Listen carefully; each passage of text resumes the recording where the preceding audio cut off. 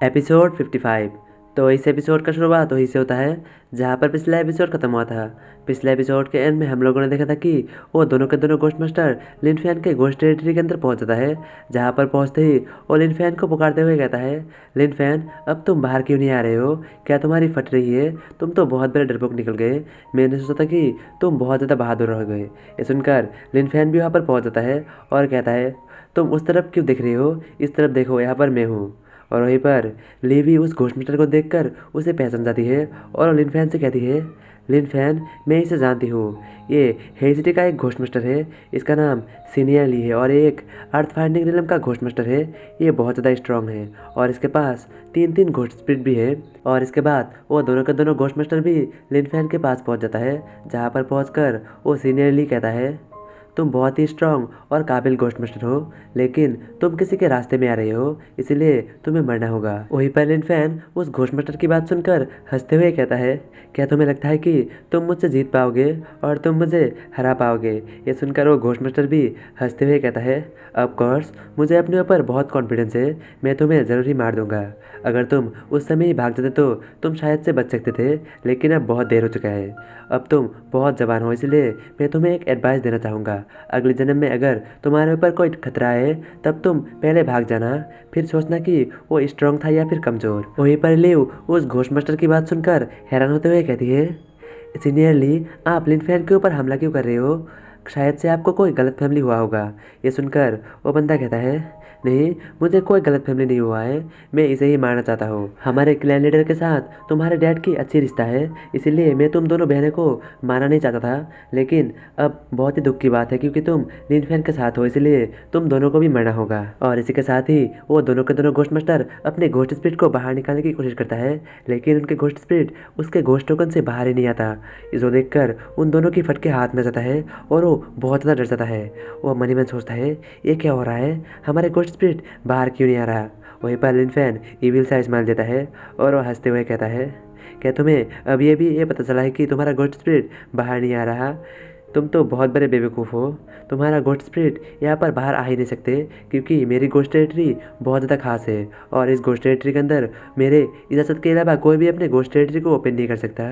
और ये कहते हुए लिनफैन इविल सा स्माइल देते हुए कहता है, जवान हुआ अभी। और ये कहते ही जवान हुआ उन दोनों के पीछे पहुंच जाता है, जो देखकर उन दोनों में से एक बंदा कहता है, ये कैसे पॉसिबल है? हमारा गुड स्पिरिट बाहर क्यों नहीं आ रहा? लेकिन इतने में जवान हुआ अपने अटैक कर देती है और उन दोनों को बीच से काट देती है। वहीं पर ईव और लैंग भी बहुत ज़्यादा घबरा जाती है और वो मन ही मन सोचती है, क्या लिनफैन ने सीनियर को मार दिया? वहीं पर लिनफैन लिंग और ईव को घबराते हुए देखकर उन्हें समझाते हुए कहता है, तुम्हें घबराने की कोई ज़रूरत नहीं। अगर मैं इसे नहीं मारता तो ये ज़रूर ही मुझे मौका मिलने पर मार देता। अगर मेरे पास वो स्किल नहीं रहता तो अब तक मैं मर चुका रहता। और इसके बाद लिनफैन लिंग और ईव को लेकर अपने घोस्ट टेरिटरी से बाहर निकल आता है और वहाँ से दूर जाते हुए कहता है, ये जगह हमारे लिए अभी सेफ नहीं है, हमें यहाँ से दूर जाना पड़ेगा। और मुझे उन सब की मोटिव के बारे में भी पता चल चुका है, अभी हमें यहाँ से जाना पड़ेगा।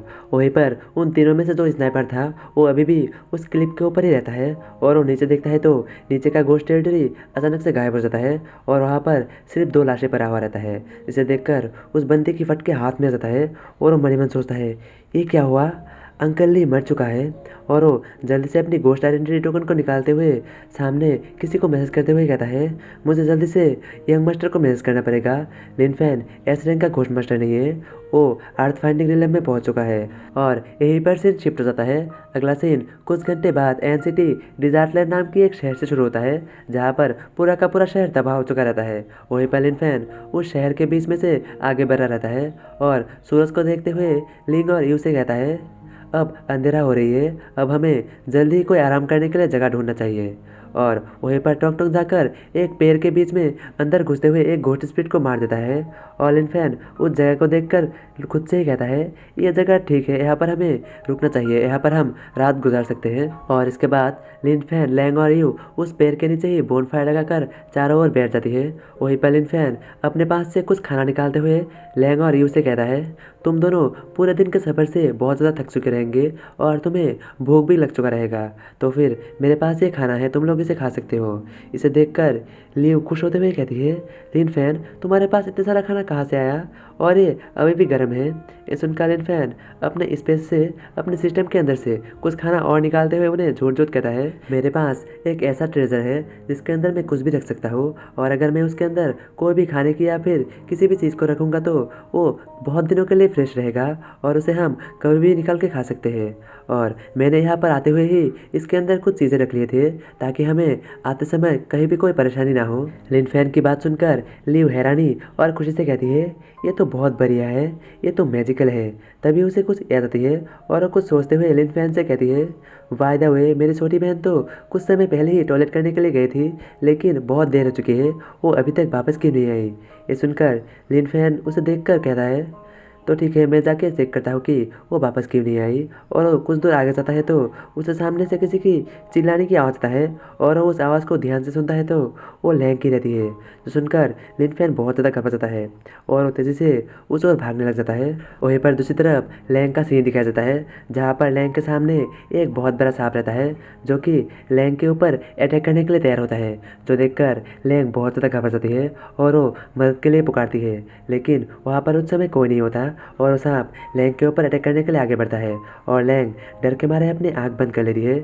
लेकिन तभी कोई मुक्का आता है और आकर उस सांप के चेहरे पे लगता है और वो सांप उड़ के जाके पेड़ से जाके टकरा जाता है और वहीं पर वो सांप ढेर हो जाता है। और इसी के साथ ही लैंग घबराते हुए लिन फैन के जाकर गले लग जाता है और रोने लग जाती है, जो देखकर लिन फैन उसे समझाते हुए कहता है, तुम्हें अब घबराने की कोई ज़रूरत नहीं, अब सब कुछ ठीक है, तुम शांत हो जाओ। और इसके बाद लिन फैन लैंग को लेकर उस पेड़ के पास पहुंच जाता है जहां पर पहुंचकर लैंग और ईव एक साथ सो जाती है।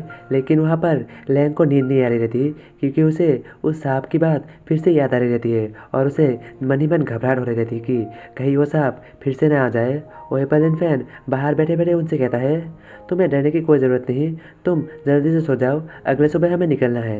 वहीं पर लैंग लिन फैन की ओर देखकर शर्माते हुए कहती है, लिन फैन मुझे बहुत घबराहट हो रही है, क्यों ना तुम यहाँ पर आके हमारे साथ सो जाओ। वहीं पर लिन फैन लैंग की बात सुनकर थोड़ा शर्मा जाता है और वो शर्मा कर हिचकिचाते हुए कहता है, अच्छा ठीक है। और कुछ देर बाद लिन फैन आकर उनके साथ सो जाता है।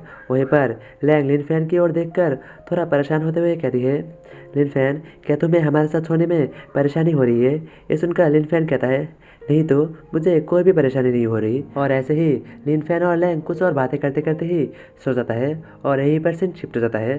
अगला सीन दूसरे दिन सुबह से शुरू होता है जहाँ पर बोनफायर बुझ चुका रहता है और चिड़ियों की चहचहाहट की आवाज़ आ रही रहती है। वहीं पर लिन फैन को दिखाया जाता है जिसके ऊपर लैंग अपनी पैर देकर सोई हुई रहती है और लिन फैन अभी भी जागी हुई रहता है, जहाँ पर उसके आंखों के चारों ओर डार्क सर्कल बना हुआ रहता है क्योंकि लैंग और यू पूरी रात ही अपनी करवटें बदलती रहती और अपनी हाथ पैर इधर उधर मारती रहती। इसलिए ही लिन फैन को पूरी रात नींद नहीं आया हुआ रहता और वो मन ही मन सोचता है, क्या हर लड़कियां रात को ऐसे ही सोती है। तो वो कौन है जो लिन फैन को मारना चाहता है, कौन है वो जो लिन फैन से इतना ज़्यादा नफरत करता है कि वो लिन फैन को सीधा मारना चाहता है। क्या लिन फैन उसके बारे में कभी जान पाएगा या फिर उससे पहले ही वो बंदा और भी कोई स्ट्रॉन्ग बंदे को लिन फैन को मारने के लिए भेजेगा। जानने के लिए देखते रहिए आगे आने वाले एपिसोड्स।